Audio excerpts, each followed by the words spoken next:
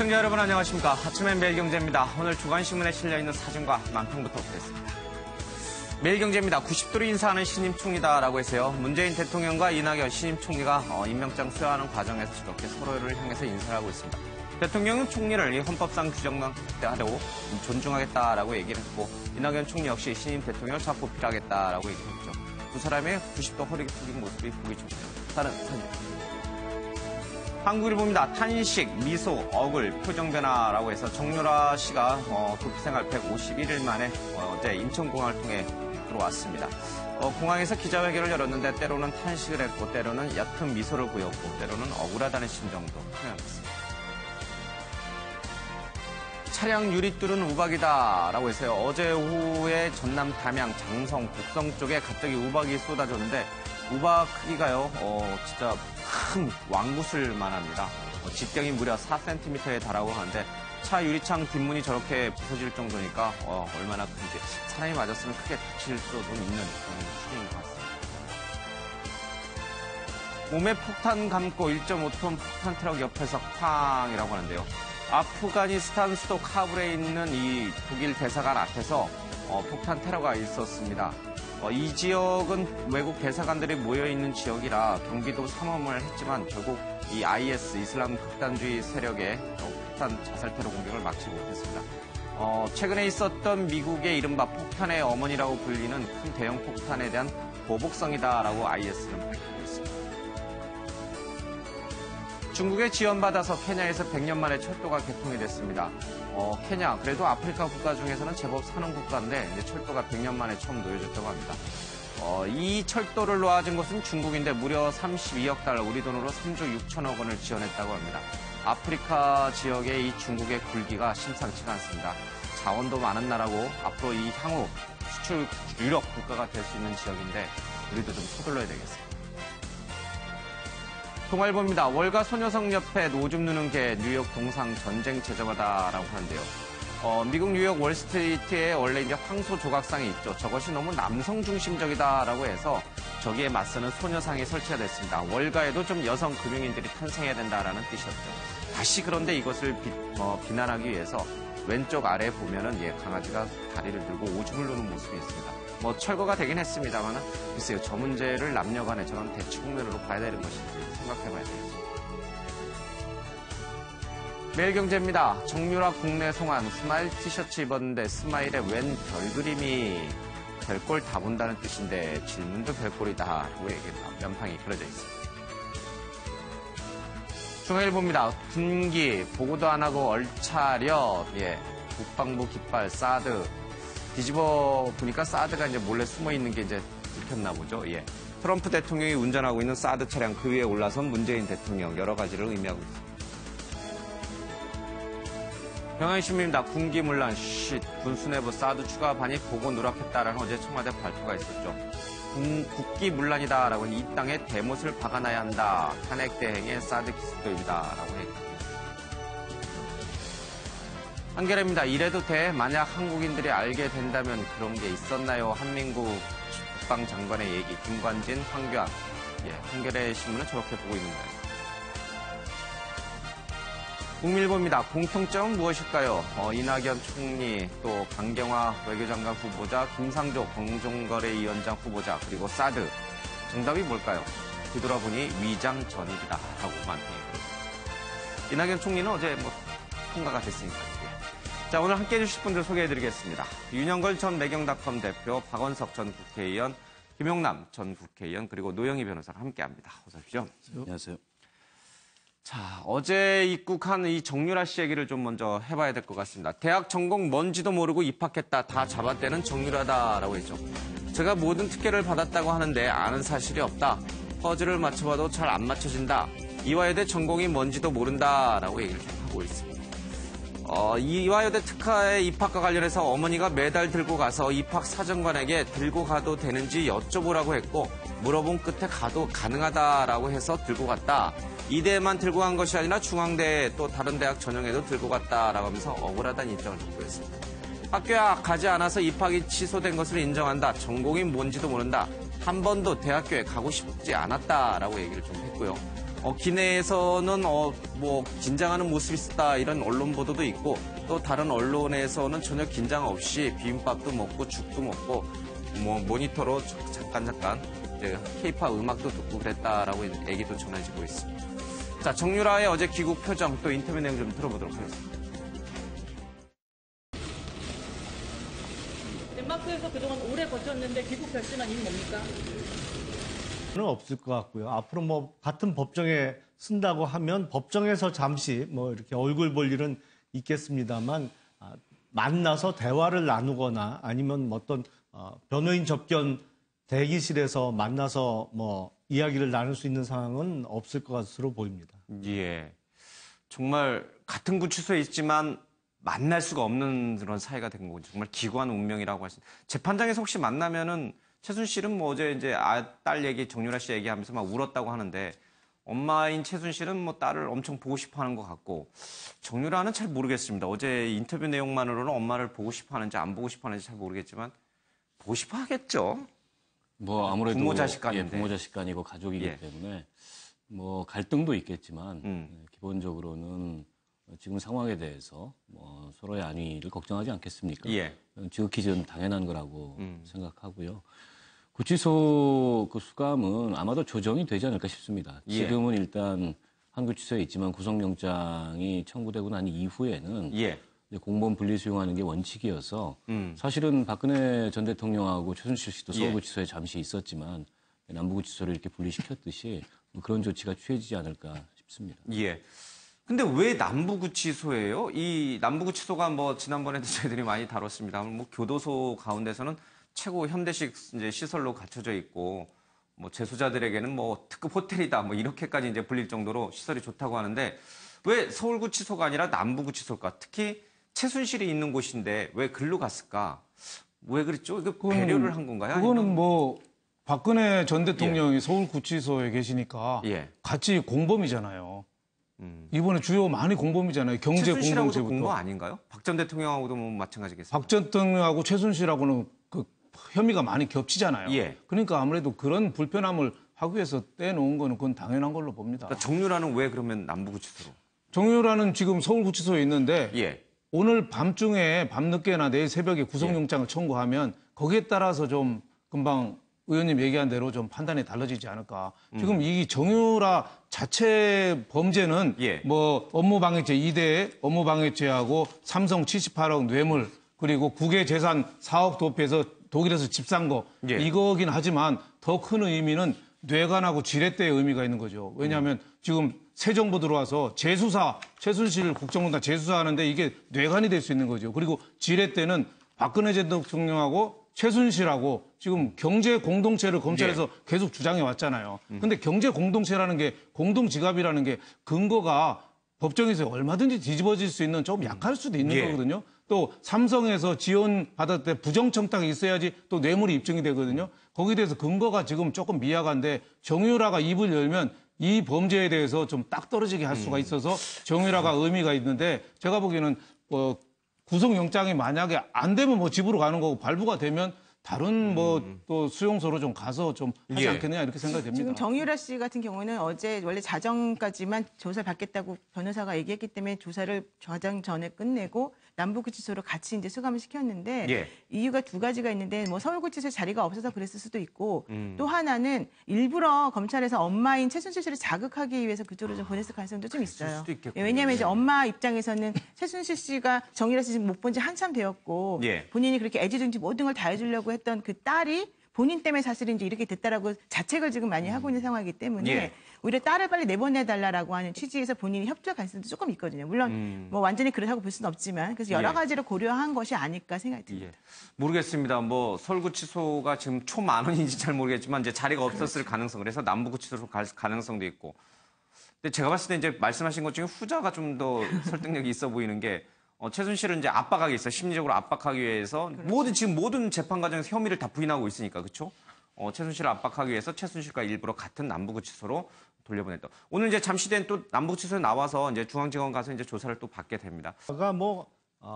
고등학교를 졸업하기 전에 가출도 하고 뭐 남자친구를 사귀어서 같이 동거하면서 임신도 하고 그리고 저 얘기가 설득력이 있는 게 자기는 대학을 가고 싶지 않았다, 기본적으로. 예. 그리고 자기는 전공이 뭔지도 모른다.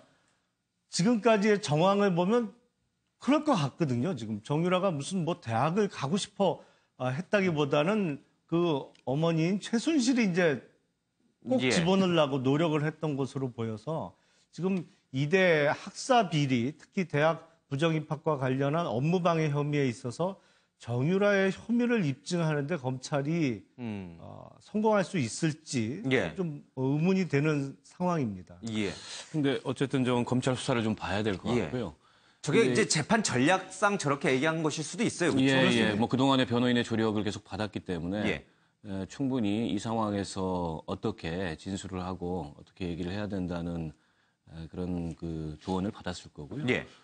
근데 이게 이제 입학뿐만이 아니고 이게 학사 운영에서도 여러 가지 특혜를 받았거든요. 예. 출석을 거의 안 했음에도 불구하고 학점을 받고 또 본인이 그 레포트 예. 낸 것도 엉망으로 냈는데 예. 거기에 이제 학점 특혜도 받고 그로 인해서 이제 구속된 사람도 있지 않습니까? 이 예. 교수 중에 이런 점들을 봤을 때 물론 학교를 자주 안 간 거 맞고 또 본인이 대학을 가고 싶어하지 않았을 수도 있겠지만 이게 정상적인 절차나 과정에 의해서 입학이 이루어지고 예. 본인이 그 학교에 적을 두고 있지 않다는 사실만은 충분히 인지했을 가능성이 좀 있다. 그런 면에서 저는 지금 정유라의 저런 진술 몇 마디로 예. 이 업무방해 혐의를 벗어날 만한 그런 뭐 강력한 정황이 예. 형성됐다 이렇게 보기는 어렵다고 봅니다. 어쨌든 자기가 대학에 들어갔고 뭐 수업을 거의 안 들어갔지만 그래도 몇 번 들어갔고 과제물도 엉터리 그림이지만 그저 시각 디자인 쪽에 그림도 제출했고 그러니까 충분히 자기는 가고 싶지 않았지만 왜 자기가 대학생이 됐는지에 대해서는 인지할 수 있었다 이런 얘기죠. 예, 중요한 게 그 공동정보원 같은 경우에는요. 상호 간의 그런 모의를 전체적으로 다 이렇게 뭐 의사소통을 다 해서 하지 않았다 하더라도 예. 기능적 행위지배라고 하는 것을 통해서 자신이 할 몫을 하면 전체적으로는 다 같이 공동정보물로 봐요.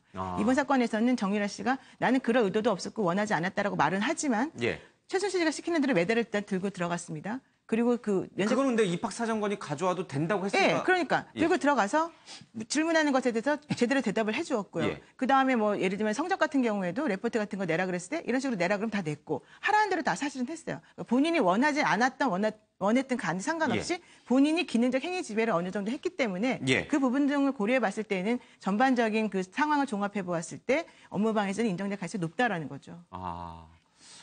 이게 좀 이게 이제 법적으로 진짜 따져봐야 될 부분이 좀 많이 있군요. 근데 정유라의 저 말이 어떻게 보세요, 윤 대표님? 이게 사람을 좀 꿰뚫어 보시는 분이 있으니까.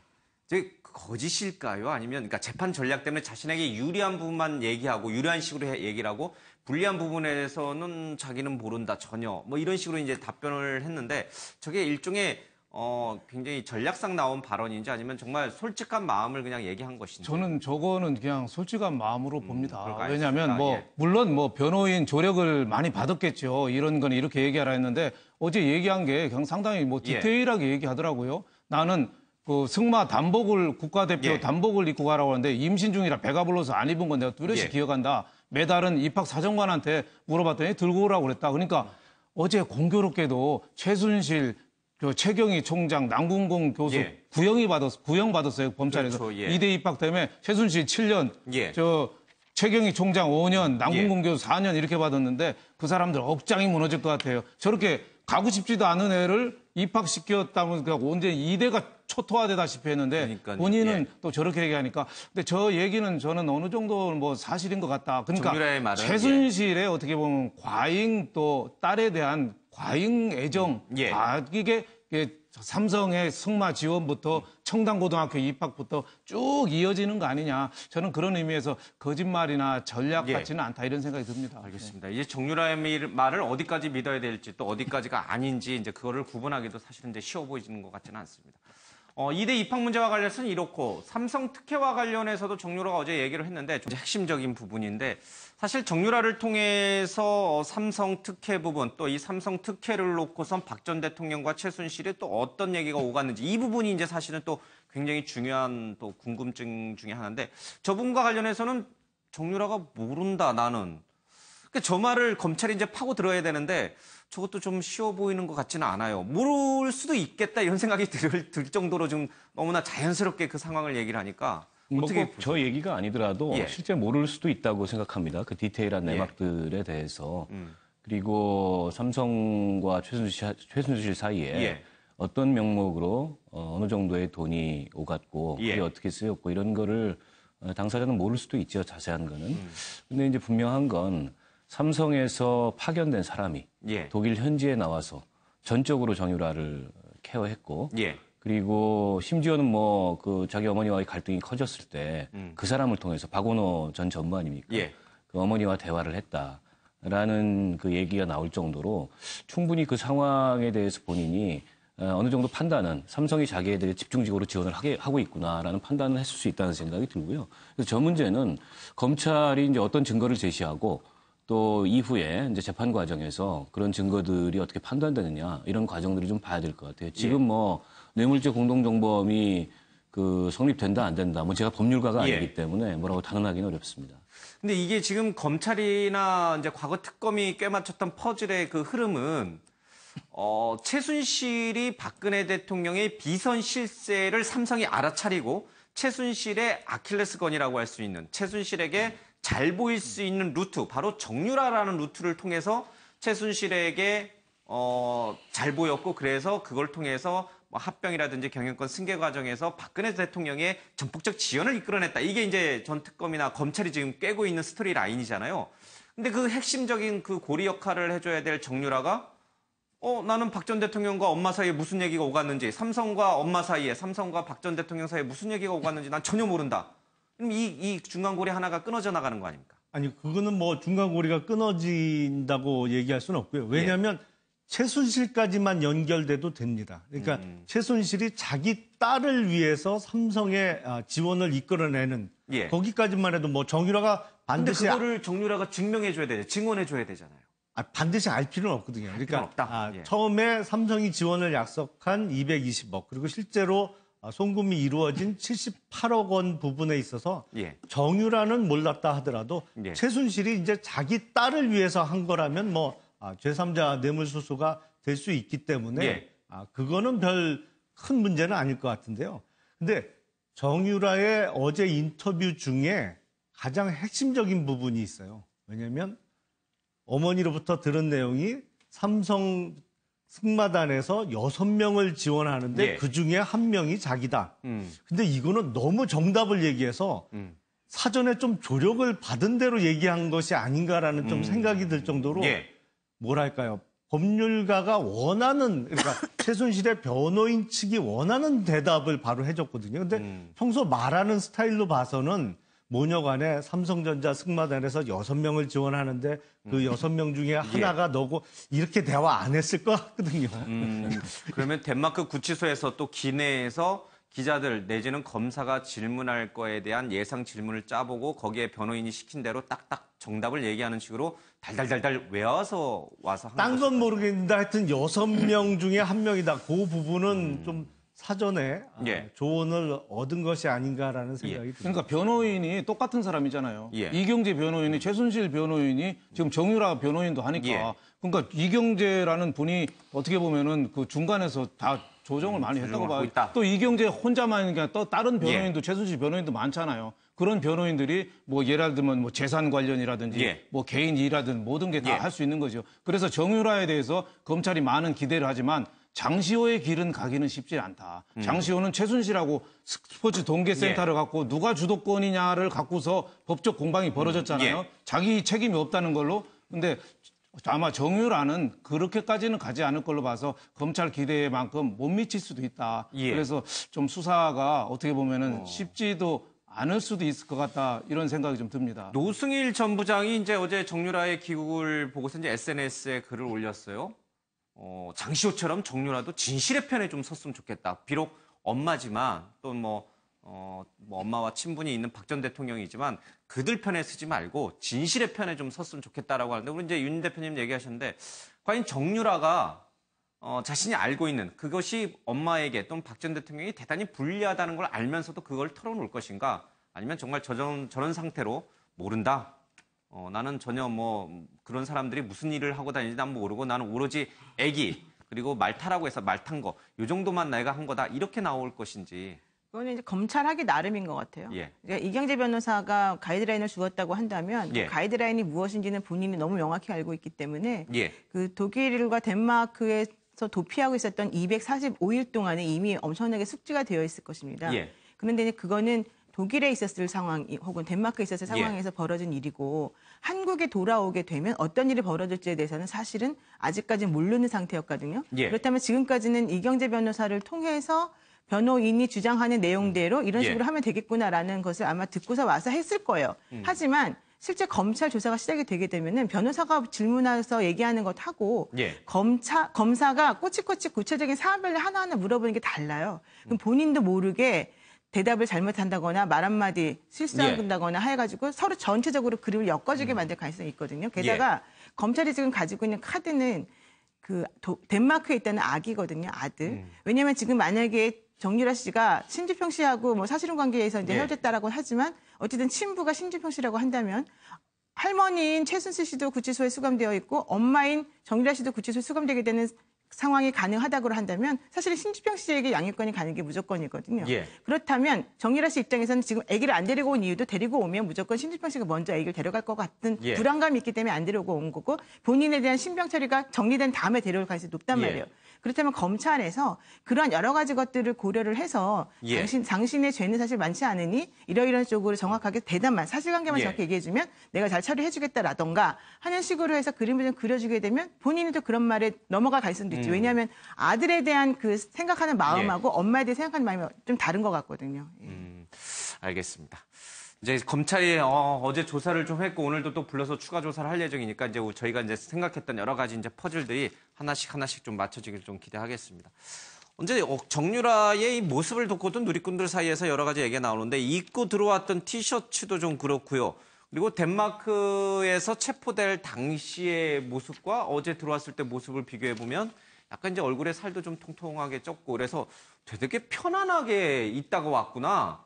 지금 이게 나라가 대한민국 발칵 뒤집혀졌는데 자기가 무엇을 잘못했는지 모르고 너무 당당한 것 같다. 뻔뻔하다. 이제 이런 얘기들도 상당히 좀 많이 나오고 있습니다. 저 티셔츠 또 옅은 미소를 보인 그런 행동들. 글쎄 이게 이제 아무리 좀 뭐 나이가 어리지도 않아요. 그렇죠? 예, 그런 상황에서 분위기 감지가 그렇게 안 됐을까요? 아니면 또 일부러 그랬을까요? 글쎄요, 뭐 일부러라고까지 보기는 어려울 것 같고요. 예. 그리고 복장이라는 게 물론 어떤 메시지를 담고 있습니다만, 예. 뭐 그냥 아무 생각 없이 입었을 수도 있겠다 이런 생각이 듭니다. 그리고 예. 이게 이제 수감 생활을 하게 되면 아무래도 움직임이 예. 줄어들게 되고, 그리고 그 이전까지 예. 독일에서 도피 생활을 할 때는 꽤 상황이 예. 긴박했지 않습니까? 그래서 오히려 이제 덴마크에 가서 구치소에 예. 구금된 이후에는 조금 마음이 편해질 수도 있고, 그리고 감옥 안에서 움직임이 적게 되면은 살이 네, 찝니다. 살이 찐다. 예. 그렇게 이해할 수 있는 게 아닌가 싶어요. 예, 뭐 마음이 편했을 리는 없겠죠. 예, 뭐 그렇긴 한데 어쨌든 간에 누리꾼들의 반응은 냉소적인 것 일색입니다. 심지어는 이제 이스마일 티셔츠가 과거에 신창원이 입었던 반팔 티셔츠처럼 부티나게 또 인기가 있어서 팔리는 거 아니냐 이렇게 이제 보시는 분도 있습니다.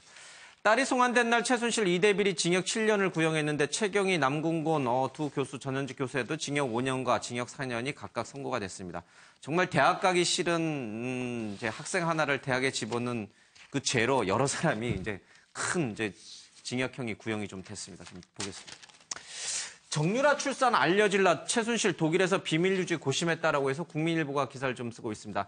삼성과 이른바 최순실이 세운 기획법인사 코어스포츠 간에 비밀스러운 지원 계획이 있었는데 정유라가 이 독일에다가 이렇게 법인을 설립하고 또 그를 통해서 삼성으로부터 지원금을 받고 이 모든 것들이 사실은 최순실이 갖고 있는 국내 재산의 어떤 반출 목적이라기보다는 모르지 딸 정유라를 위해서 한 것이다라는 쪽으로 조금 무게중심이 가는 것 같아요. 지금 뭐 그렇게 예. 볼 수밖에 없죠. 뭐 독일이 말의 종주국이고 예. 또 말에 대한 여러 가지 지원책이 거기 가면 많지 않습니까? 예. 그리고 정유라가 여기서 국내에서 출산을 했잖아요. 예. 제주에 출산을 했는데 아무래도 승마 선수 하는 데는 출산해서 예. 애가 있다는 사실은 아무래도 좀 대표 선수로서 조금 약간 이 감점이 될 수 있잖아요. 예. 감점이 소지. 그러니까 비밀리에 갔고 거기 가서도 애가 있다는 거는 철저히 숨기지 않았느냐. 그러니까 최순실이 그 에거호프라는 데랑 예. 또 코어스포츠랑 계약을 하면서도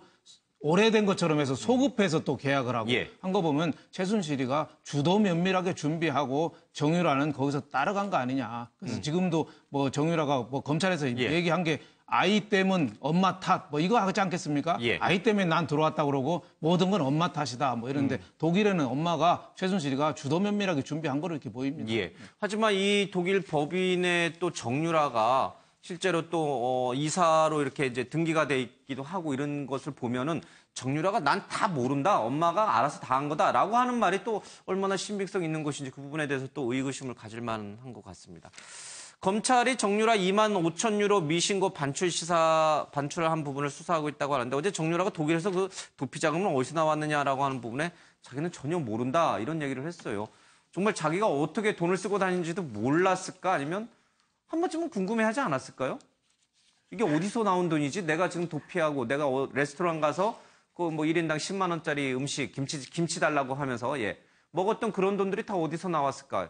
이걸 한 번도 막 욕설을 쏟아내는 내용도 좀 있습니다. 과거에 뭐 저희들이 다 정유라 다루면서 다뤘던 내용인데 다시 한번 기사화가 됐습니다. 정유라가 과거 난 엄마가 없다 이렇게 얘기를 했는데 박원호 전 승마협회 전무의 얘기입니다. 2014년 말에 최 씨가 딸이 집을 나갔다 좀 찾아달라라고 해서 이제 찾으러 갔더니 배가 부른 정 씨가 남편 신주평 씨와 함께 나와서 자기는 엄마가 없다. 이때 이 최순실이 애를 지우고 이 신주평 씨와도 이렇게 좀 떨어뜨려 놓으려고 뭐 조폭을 동원했다 뭐 그런 얘기까지 한때 언론에 보도됐는데 그건 잘 모르겠고 어쨌든 뭐 정유라와 엄마 최순실 사이가 그렇게 썩 좋았던 관계는 아닌 것 같아요. 그렇죠? 그 부모 자식 간에 이제 일방적인 사랑이 있는 경우가 많잖아요. 대부분의 경우는 부모는 미운하거나 내 자식이니까 애정을 쏟아붓는데 뭐 자식들은 그런 부모의 애정을 오히려 버거워하거나 아니면 뭐 귀찮아하는 경우가 종종 있는데 전형적인 경우가 이 모녀 간에 있었던 일이 아닌가 싶습니다. 근데 어떤 부모 자식 관계도 저 어린 나이에 집을 나가서 또 결혼도 하지 않고 사실혼 관계에서 임신을 했다면 갈등이 생기는 게 당연한 거죠. 그렇겠죠. 근데 이게 또 자기가 자식을 낳아보면 엄마 마음을 알게 된다고. 그렇죠?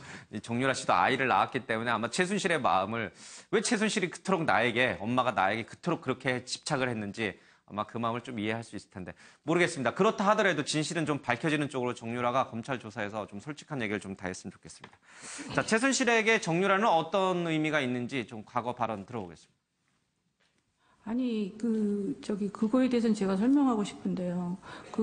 걔가 우승을 하고 안 하고는 우승이 개념이 아니라 1, 2, 3등 점수가 매겨지는 건데 저는 그런 거에 관여한 적도 없고 그것 때문에 계속 애가 상처를 받고 그냥 그 언론의 그런 압박 때문에 애가 완전히 잘못 나가가지고 걔 인생이 정말 지금 저렇게 될 정도로 저렇게 됐는데 그건 정말 억울한 부분입니다.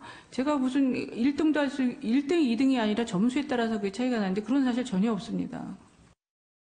할 때 왜 최순실 씨는 그렇게 이 딸한테 집착을 할까? 이번에 이제 모 방송국하고 독일을 제가 다녀오면서 풀렸어요. 거기 가서 이제 최순실 씨를 과거서부터 도와줬던 지인분들을 만나뵈러 다녔는데 최순실 씨가 정윤회 씨하고 결혼 생활하면서 아이를 못 가졌었대요. 아이를 못 갖다가 시험관 아이로 태어난 게 정유라고. 그래서 정유라가 생물학적 우리 아빠라고 표현하는 게 정자만 제공했다. 그 표현인 것 같고. 그 다음에 같이 일했던 그 아주머니가 계셨어요. 그분이 하시는 말씀이, 정유라는 어렸을 때부터 공주로 키워 살았다. 제가 정유라가 다니면 5명이 붙었대요. 이야. 집에서 일하는 사람이 5명이 붙어서. 어떻게 된 거야, 도대체? 관리를 했다는 거죠. 이 얘기만 들어보면 어쨌든 정유라는 최순실에게 정말 끔찍이도 아끼는 딸인 것 같습니다. 그래서 그런지 몰라도 최순실이 정유라 귀국 소식에 좀 심경의 변화를 보이고 있습니다. 딸 용서에 바르게 살도록 해달라 울먹거렸다는 얘기를 하고 있습니다.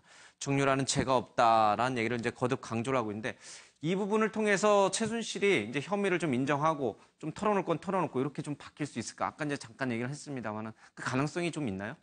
그럴 가능성이 뭐 전혀 없다고는 볼 수 없는데 이제 지금 사실 최순실 씨가 저렇게 보이는 거는 그냥 일종의 엄마 코스프레를 하는 것으로 좀 보이고. 이것도 코스프레인가요? 아니, 그러니까 엄마로서 당연히 딸의 죄가 없다고 말하겠죠. 근데 그렇게 표현하는 거랑 우리 애가 불쌍하다, 미안하다 이렇게 말하는 것하고 실제 구체적으로 이러이러한 것들은 다 내가 했고 결과적으로는 잘못이다라고 인정하는 것도 별개의 문제거든요. 그래서 제가 봤을 때는 양쪽 이경재 변호사가 양쪽 그 피고인들에게 혹은 피의자에게 이런 식으로 해야 된다라고 구체적인 가이드라인을 제시를 해줬을 가능성이 크고 그거에 맞춰서 행동하는 것 같고 특히 최순실 씨는 이제 법정에서 이렇게 돌발적인 발언을 재판장한테 많이 하면서 본인과 그 정유라의 관계에 대해서 자꾸 어필을 하잖아요. 그 얘기는 무슨 얘기냐면은 정유라는 지금 현재 검찰에서 수사를 받게 되겠지만 검찰 수사가 편향적이고 제대로 되지 않을 가능성이 크므로 그거를 좀 살펴봐달라 이런 얘기를 지금 하는 거거든요. 그러니까 이런 현상에서 본인이 말하는 것이 뭐 우리 애를 봐달라라고 한다고 해서 자기 잘못을 인정한다는 쪽으로 나간다라고까지는 아직은 보기 어렵습니다. 본인도 살고 딸도 살리기 위해서 지금 이중으로 저렇게 나온 것이다. 근데 우리가 이 상황에서 좀 조심해야 될 게 있는데요. 사실은 최순실로부터 최순실과 박근혜 전 대통령과의 공모 관계의 어떤 진술을 받아내기 위해서 정유라의 구속 그리고 정유라에 대해서 지금 내려지고 있는 혐의가 업무방해 혐의입니다만 삼성을 통한 지원 그러니까 뇌물 부분에 대한 뭐 공범으로의 수사 확대 이런 게 최순실에 대한 추가 검찰 수사에서 노골적으로 그것을 어떤 진술을 끌어내기 위한 수단으로 사용된다면 이거는 헌법과 형사소송 절차에 의한 강압에 의한 진술로 이거는 위법 증거예요. 이게 지금 쉽게 생각할 게 전혀 아닙니다. 그래서 검찰에서 아마도 노골적이지 않은 은근한 압박 수단으로 사용할 가능성이 있습니다만 이게 조금이라도 검사 입을 통해서 수사 과정에서 최순실에 대한 압박 수단으로 입 밖으로 나가는 순간에 그 조서는 증거 능력도 없고 그 수사 자체가 위법 수사가 될 가능성이 높습니다. 상당히 조심해야 되는 부분입니다. 근데 도덕적으로도 지탄대 받을 수 있지만 법적으로도 또 그런 가능성이 검찰이 그 압박 수단으로만 정유라를 국내로 소환해서 수사할 리는 만무하다고 보고요. 그리고 지금까지 그 최순실의 검찰 수사 과정에서나 법정에서의 태도를 보면 정유라 얘기가 나오면 그렇게 감정적으로 동요하거나 예를 들어서 뭐 눈물을 흘린다든지 이런 모습을 보였지만 실제 수사나 재판에서는 본인에게 드려진 혐의나 잘못에 대해서 하나도 인정하지 않는 태도를 일관되게 보이고 있어요. 그래서 저는 그 검찰이 정유라를 국내로 소환해서 수사하는 거를 압박 수단으로 그렇게 하고 있다고 보지도 않고 그런 압박 수단으로 뭐 은근히 활용한다고 하더라도 전혀 거기에 동요하지 않는 모습을 보일 거다. 최순실 씨가 지금까지 일관되게 보여준 모습은 그거다. 그래서 지금 정유라가 국내로 들어온다는 소식에 지난번에도 재판 과정에서 뭐 이러저러한 그런 감정적 동요를 보였다고 하는데 저는 아까 이제 부모 코스프레라는 엄마 코스프레라는 말씀도 있었지만은 상당히 변호사에 의해서 조언된 통제된 발언이다. 전략적인 그런 거라고 보여집니다. 알겠습니다.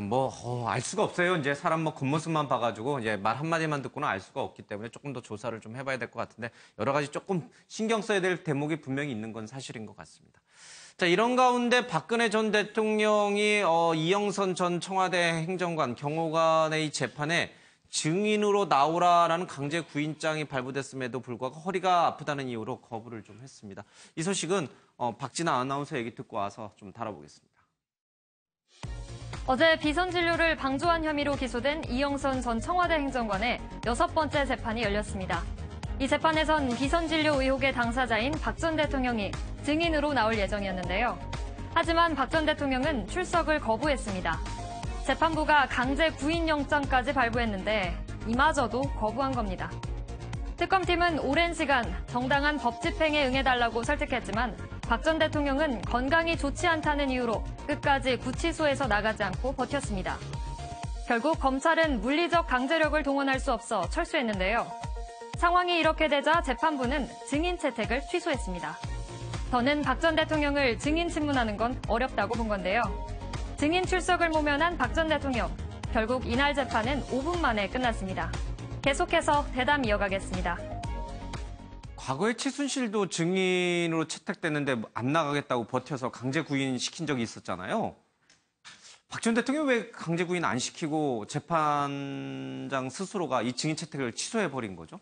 그러니까 이제 원래 법정에 증인으로 채택된 사람이 안 나오게 되면 그 출석 불응하는 사유에 대해서 얘기를 들어보고 그게 타당하지 않으면은 500만 원 이하의 과태료를 부과하거나 강제 구인을 할 수 있습니다. 근데 지금 박 전 대통령 같은 경우는 출석 거부 사유서를 2번인가 냈지 않습니까? 그래서 이제 재판정에서는 강제 구인을 했죠. 왜 벌금을 과태료 내라고 하는 건 별 의미가 없으니까. 예. 강제 구인이라고 하는 것은 그 영장을 가지고서 검찰이 직접 그 증인에게 찾아가서 증인을 물리적으로 그러니까 옆에서 양쪽 팔을 잡아서라든가 이렇게 해서 데리고 나오는 거가 강제 구인인데 사실은 할 수 있죠, 원래는. 예. 그럼에도 불구하고 박근혜 전 대통령이 그 대통령이었다는 신분 이런 것들을 감안해서 그냥 특검에서 그걸 포기했다라고 하는 얘기고요.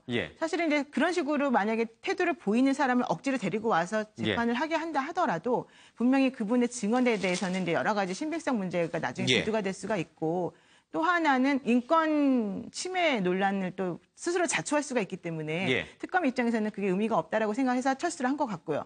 그러다 보니까 재판부 입장에서도 또 한 번 날짜 지정해 보았자 나오지 않을 것이고 오히려 시간만 끄는 결과가 되니까 이제 그냥 취소를 해버리게 된 거죠.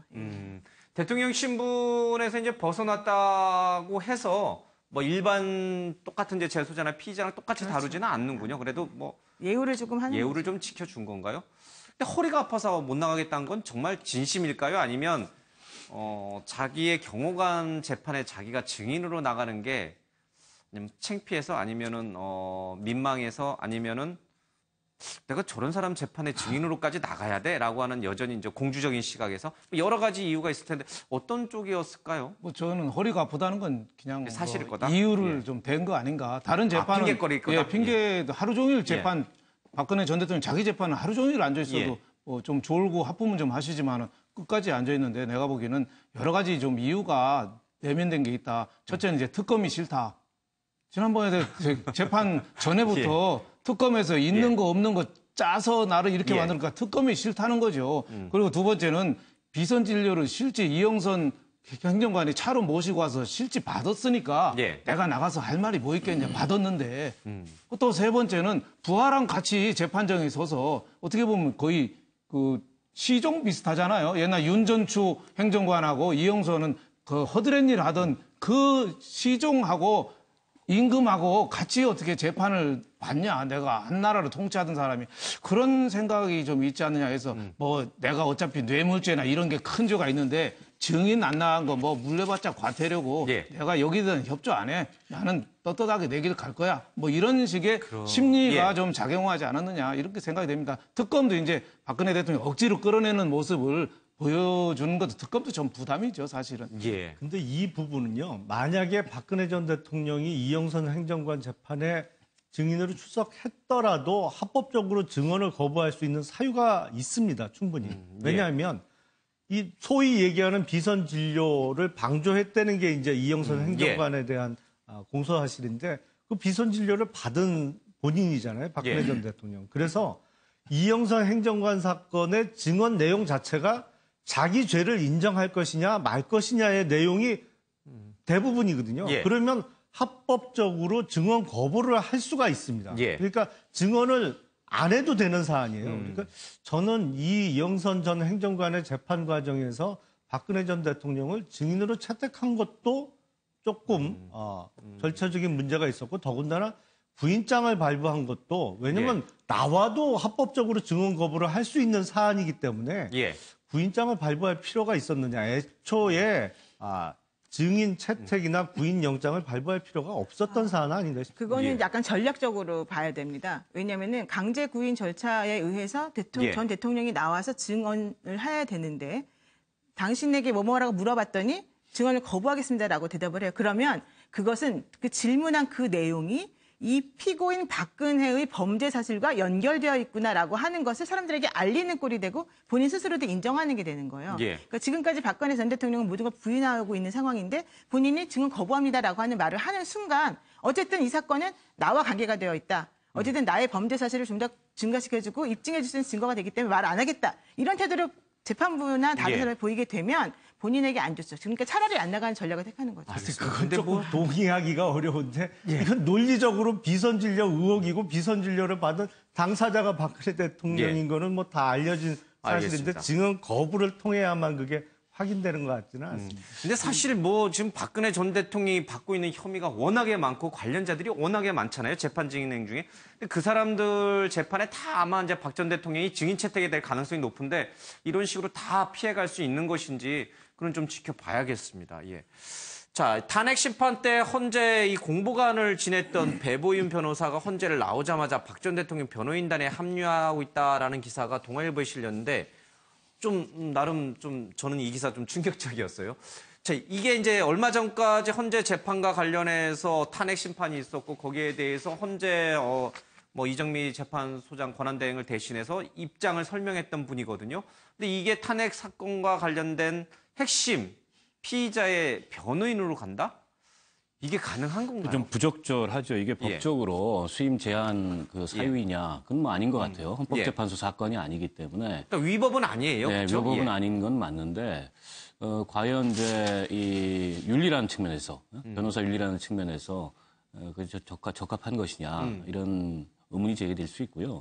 또 헌재 헌재 결정의 공정성이랄까, 또 정당성이랄까, 이런 걸 훼손시키는 그런 영향을 미칠 수도 있을 것 같아요. 그래서 뭐 굳이 개인적으로 저런 선택을 해야 될까 의문스럽습니다. 그러니까 이분은 헌재 판결이 부당하다고 생각을 해서 내가 가서 나라도 이제 이 퇴임해서 박 전 대통령을 변호해줘야겠다. 헌재 판결이 부당했으니.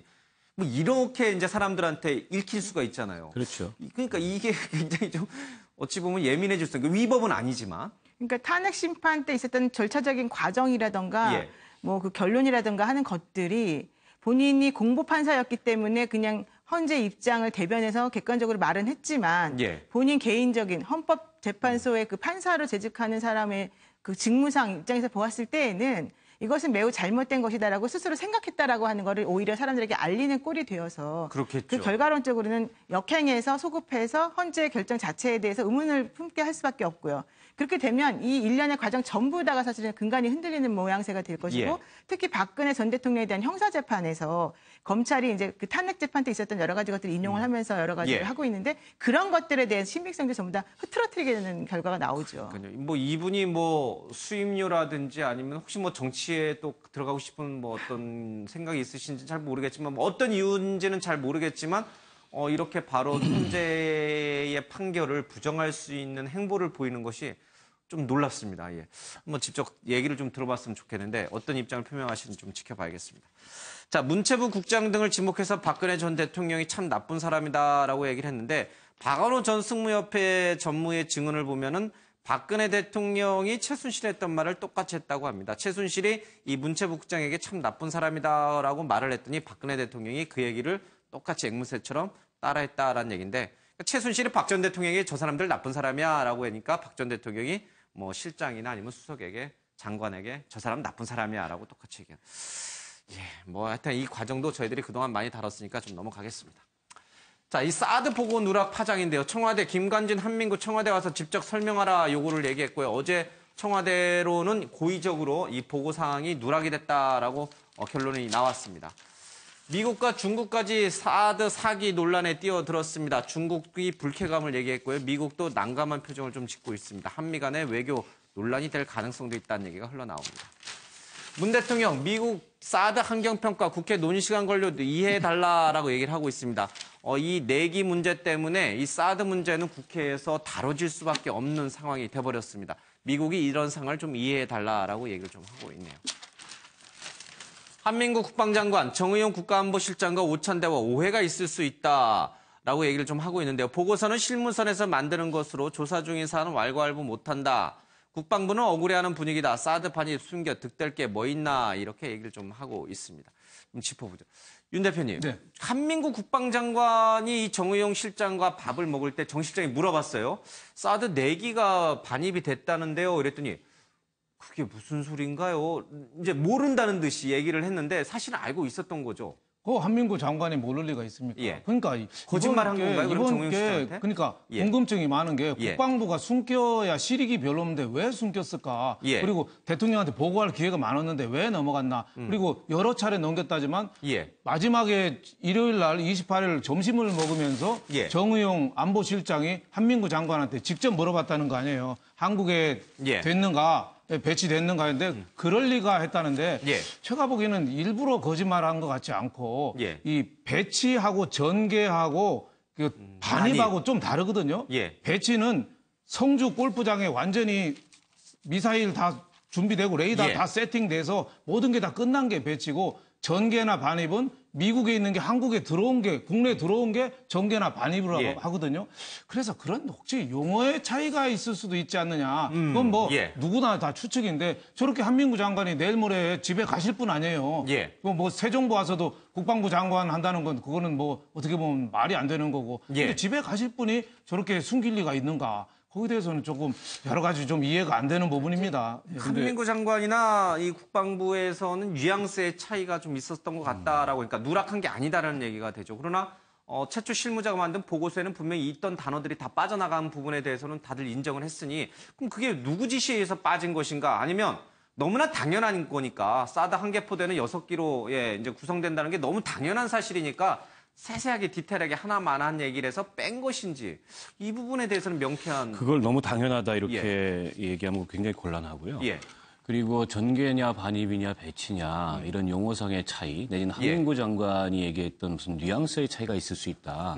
이렇게 얘기하는 것도 이 사안이 갖고 있는 민감성 그리고 이게 이제 안보 문제이기 때문에 그 안보라는 영역에 그런 중요성에 비추어 봤을 때 저는 그 성립되지 않는 그런 변명들을 지금 하고 있다고 생각합니다. 사기 발사대 2기가 들어온 것, 2기가 들어온 거는 국방부 스스로 공개했고 그리고 언론을 통해서도 그걸 공식 확인을 했습니다. 그런데 그 뒤에 4기가 들어온 것은 그게 이제 YTN이었던가요? 4월 26일 날 우연히 이제 사진에 찍혀가지고 YTN이라는 언론사 하나에서만 보도가 됐는데 거기에 대해서 국방부는 전혀 아무런 언급 없이 인정도 하지 않고 부정도 하지 않는 태도를 취해왔습니다. 그렇다면 정부가 바뀌었으면 그 사실에 대해서 더군다나 문재인 대통령이 당선되자마자 중국과 미국의 특사를 보내서 이 사드 외교를 하고 있는 와중에 이런 사실이 있었다는 팩트는 보고를 했어야 된다는 거죠. 근데 그거를 마치 기정사실인 것처럼 이미 다 알고 있는 거 아니냐. 근데 이미 자신들이 그걸 반입했다고 인정한 바가 없어요. 근데 그걸 구렁이 담는 담 넘으려고 한 것은 그와 관련된 어떤 책임 회피 내지는 그 사기가 추가로 반입된 게 그 공론화되면서 그 일어날 수 있는 어떤 논란 이런 것들을 그냥 그 유야무야 시키고 이걸 기정사실화 하려는 그런 의도에서 보고서에서도 그런 내용들을 누락시킨 거 아니냐라고 볼 수밖에 없는 거죠. 이건 심각한 문제입니다. 만평에서 나왔지만 그냥 쇠못, 대못을 박아놓겠다. 사드라고 하는 대못을 박기 위한 것이다. 저는 좀 시각이 다른데요. 이게 사드 한개포대가 6기로 구성돼 있다. 이건 뭐 웬만한 국민 다 아는 상식이죠. 그리고 4월 25일 날 추가로 4기가 성주 골프장에 들어가는 게 언론사를 통해서도 보도가 됐고요. 그러니까 웬만한 사람 다 알고 있었습니다. 근데 청와대의 지금 안보팀이 몰랐다. 내지는 왜 보고를 안 했느냐. 아니 다 알고 있는 거를 그게 사드 배치, 4기 추가 배치를 단어가 안 들어가 있었다고 해서 지금 이제 일부러 누락한 것이 아니냐. 뭐 이런 얘기 같은데 이 회사에서도 보면 뭔가 좀 깨긴 깨야겠는데 이게 사유가 없으면 이제 절차적 문제를 문제 삼거든요. 근데 이게 제가 보기에는 이제 더 큰 문제는 어제 오후에 한민구 국방장관과 더불어 김관진 전 안보실장을 청와대 민정수석실에서 조사를 했다고 보도가 됐습니다. 근데 김관진 전 안보실장은 이제는 그만두고 민간인이에요. 그러니까 청와대 민정수석실에서 공무원에 대한 어떤 감찰이라는 명목으로 한민구 국방장관은 아직 현직 공무원이니까 불러다가 조사할 수가 있지만 김관진 전 안보실장은 이미 퇴직하고 민간인이거든요. 청와대에서 불러서 조사할 권한이 없습니다. 근데 이미 어제 오후에 했다고 보도가 됐어요. 이거는 요새 유행하고 있는 직권남용 혐의가 짙습니다. 지금 청와대 구성된 지 얼마 안 돼서 아직 좀 아마추어리즘에 젖어 있는 것 같은데 청와대가 불러서 조사할 권한 자체가 없는 거예요. 지금 뭔가 큰 오해를 하고 있습니다. 그 보도가 됐지 사실로 확인된 바가 없고요. 그 만약 그게 사실이었으면 법적 대응을 하면 됩니다. 그러나 과연 바로 직전까지 이 국가안보를 다루던 안보실장이 관련돼 있는 이런 문제에 대해서 공직기관을 담당하고 있는 민정수석실에서 불러서 조사할 권한이 없는지에 대해서는 논란이 있을 수 있고요. 중요한 거는 이런 겁니다. 지금 이게 국민 모두가 다 알고 있던 사실 아니냐라고 얘기하는데 한민구 장관이 정의용 안보실장을 만났을 때 정의용 실장이 그 사실을 확인하기 위해서 물어봤는데 그런 일이 있었습니까라고 대답을 했어요. 이게 중요한 거죠. 결국에는 그런 사실들을 술에 술 탄 듯 물에 물 탄 듯 넘어가려고 했거나 아니면 이거는 국방부와 미국이 알아서 한 거니까 당신들은 굳이 알려고 하지 말라. 라는 태도를 취하고 있거나 저는 문재인 대통령이 경로한 지점도 그거라고 생각합니다. 예. 그 사실이 언론의 일부 보도가 됐다 하더라도 또 미루어 짐작 가능한 사실이라고 하더라도 군 통수권자에게 있었던 사실 그대로를 아주 소상하게 보고하는 게 상식이지 않습니까? 알겠습니다. 예. 자, 이 사드 문제가 국내 정치적으로도 큰 파장을 낳고 있지만 이제 6월쯤에 있을 한미 정상회담에서도 암초가 될 가능성이 있다라는 식의 언론 보도가 좀 나오고 있습니다. 문재인 대통령과 트럼프가 궁합이 안 맞을 수도 있다라고 해서 셰넌 그린 전 미 전략국제연구소 문제연구소 인권소장이 좀 얘기를 좀 했습니다. 뭐 안 맞을 수도 있고 맞을 수도 있죠. 이분이 뭐 다 정답을 얘기하는 건 아니니까 뭐 그냥 참고 삼아 보시기 바랍니다. 청와대 경호실 폐지 잠정 보류 차관급 경호처 만든다라고 해서요. 경호실 폐지 경찰청 산하 경호국을 만들겠다고 공약은 했지만 광화문 시대 공약과 맞물려서 움직여야 되기 때문에 조금 보류한다는 얘기가 나와 있습니다. 뉴욕에서 화가 등단한 더스틴 채, 누군지 알고 봤더니 최동욱 전 총장이라고 하는데, 노 변호사님, 최동욱 전 총장이 이제 힘든 시기 동안 이제 그림을 좀 배웠는데, 이렇게 보니까요, 굉장히 잘 그린 것 같아요. 원래 또 일부 팔렸어요. 예, 2점이나 팔렸다 그러는데, 원래 이분이 이제 그 혼외자 문제 때문에 옷을 벗었을 때에 사실은 내려가셔가지고 그림에 몰두한다. 그리고 이제 108배 그 절을 하고 난 다음에 이제 마음을 조금 추스리고 그림 그리기에 열중한다는 얘기가 있었었죠. 그러다가 얼마 전에 변호사 다시 개업하겠다라고 했다가 이제 그게 좀 안 됐는데 이제는 또 해줬거든요. 그래서 아마 그런 와중에 본인이 그림 그렸던 것들이 이제 외국에 이제 보내면서 본인 이름으로는 할 수가 없어서 더스틴 호프만을 본인이 좋아하기 때문에 그 앞에 이제 더스틴이라는 이름을 붙여서 더스틴 채라고 하는 그런 익명으로 이제 보냈는데 2점이나 팔려서 너무 기쁘다 이제 이런 의견을 보이고 있었는데. 원래부터 그림을 되게 잘 그리시고 그쪽에 조예가 많이 있다라는 얘기를 들었습니다. 저거 보면 전화위복 세옹지마라는 생각이 납니다. 검찰총장은 불명예스럽게 했지만은 긴 노후 100세 인생으로 보면은 저분 이제 50대 후반밖에 안 되는데 나머지 할 일을 찾았어요. 즐겁게 할 수 있는 그림을 찾았어요. 그래서 저는 굉장히 어떻게 보면 축복받은 사람이다. 최동욱 그 변호사가 이런 취미도 살리면서 변호사업도 하고 새로운 멋진 인생을 출발하기 바랍니다. 이 나무를 자세히 보면요, 이 그림의 이 나무에 사람이 항상 있습니다. 그래서 생로병사 뭐 여러 가지 인생을 이제 좀 그리고 있는데 흥미로운 기사였습니다. 여객기 승무원 휴식 공간에 딸 시기한 아시아나 사무장이라고 하는데 자신의 딸이 좀 아프자 승무원들만 들어갈 수 있는 곳에 딸을 좀 쉬게 했습니다. 이런 일이 우리 사회에서는 좀 자주 빚어지는 것 같습니다. 자, 이낙연 총리 국회 인준을 통과했습니다. 문재인 대통령이 헌법상 총리 권한을 보장해주겠다라고 이제 얘기를 좀 했습니다. 그런데요, 문제는 이제 한국당인데, 한국당이 어제 인준 표결에도 불참한 데다가 강경화, 김상조 청문회도 보이콧할 가능성이 있습니다. 김용남 의원님, 이제는 문재인 정부 허니문은 끝났다. 이제 뭐 전쟁을 선포한다 이러면 너무 뭐 대결적인 국면인 것 같고, 이제 협치는 끝났다 이렇게 봐야 되는 겁니까? 뭐 협치는 일단은 이낙연 총리의 인준안 처리에 대해서 자유한국당이 이제 명백히 반대 의사를 표방했는데 민주당과 이제 다른 정당 간의 뭐 과반수 출석에 과반수 이상의 찬성으로 통과를 시켰기 때문에 어떤 대화를 통해서 국회 전체에 뭐 합의를 이끌어낸다는 협치 개념은 일단은 깨졌다고 볼 수 있습니다. 나머지 장관 후보자들에 대해서 사실은 동의 대상이 아니기 때문에 얼마나 강행을 하느냐가 앞으로의 관건이 될 것 같습니다. 알겠습니다. 사드도 그렇고 청문회도 그렇고 이제 정치권의 날이 좀 서고 있는 것 같습니다. 오늘 여기서 마치겠습니다. 시청해주신 여러분 고맙습니다.